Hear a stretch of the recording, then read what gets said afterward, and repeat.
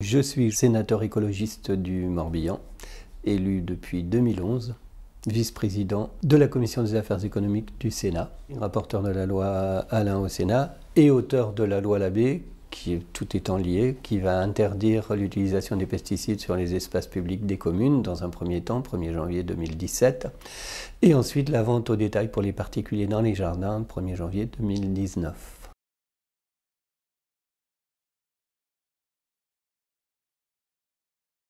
Tout d'abord, la restauration collective, en volume, c'est 3 milliards de repas par an, si mes souvenirs sont bons.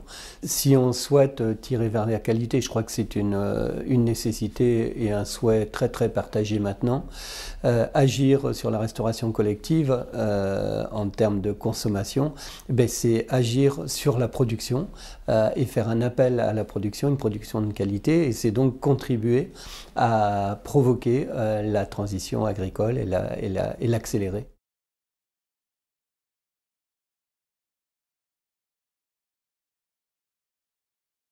Cette proposition de loi, dont l'auteur est Brigitte Allain, députée écologiste de Dordogne, qui a écrit un rapport sur le manger local, justement, et elle en a tiré une proposition de loi à la fois simple et ambitieuse, à savoir faire en sorte que dans la restauration collective publique, 40% des produits servis à table soient d'origine locale, signe de qualité et de saison, et dont 20% de produits biologiques.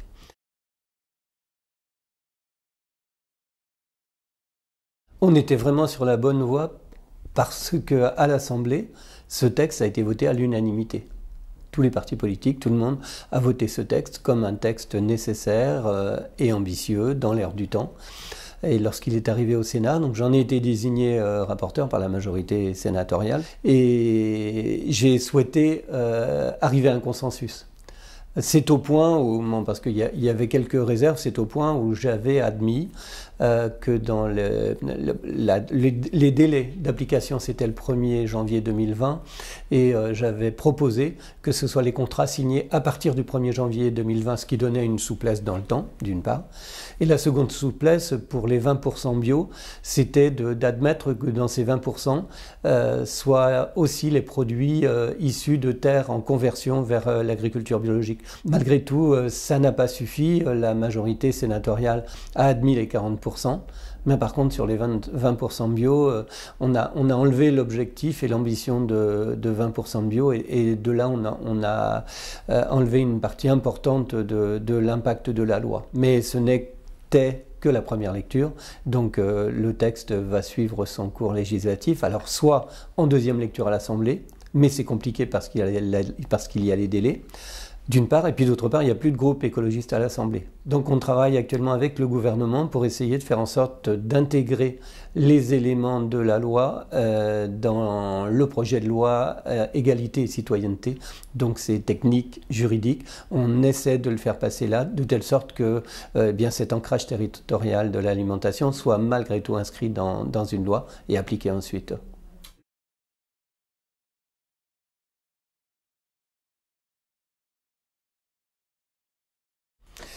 Alors, pour moi, on est toujours sous le modèle agricole dominant, productiviste. C'est un état de fait, avec le rôle que joue le syndicat majoritaire, avec le rôle que jouent les firmes, les grosses coopératives. À savoir, c'est un système qui continue comme ça et qui, pour eux, doit continuer comme ça. Nous, on parle de transition nécessaire. Et au niveau de la majorité sénatoriale, on a vu l'impact sur les élus de la pression, le lobbying de ces acteurs-là. Parce que derrière l'ancrage territorial de l'alimentation, il y a reterritorialisation des filières.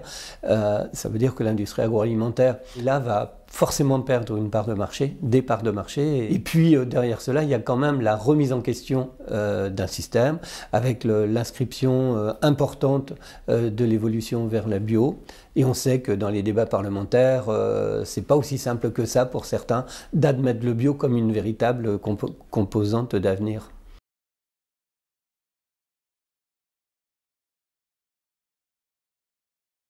étant rapporteur du texte au Sénat, donc j'ai procédé à des auditions pendant une semaine de tous les acteurs concernés. Et là, j'ai été moi-même stupéfait de la qualité de l'avancée sur certains territoires. Alors on peut en nommer quelques-uns, Mouansartou qui est exemplaire, mais aussi Lons-le-Saunier, et puis le territoire de Rennes Métropole, pour n'en citer que quelques-uns. C'est là où il y a le contraste entre une forme de conservatisme de l'existant et puis la volonté des territoires de se bouger. C'est là l'intérêt de l'inscrire dans la loi pour se donner des objectifs et des obligations quelque peu audacieuses, mais c'est pour aller dans le bon sens. Et ces territoires ont démontré que ça pouvait se faire, qu'on y gagnait, alors notamment en termes de sens et d'éthique, la réhabilitation de la valeur de l'alimentation. Évidemment, dès l'instant que la demande est ambitieuse en qualité, eh bien, ça pousse à des productions de qualité.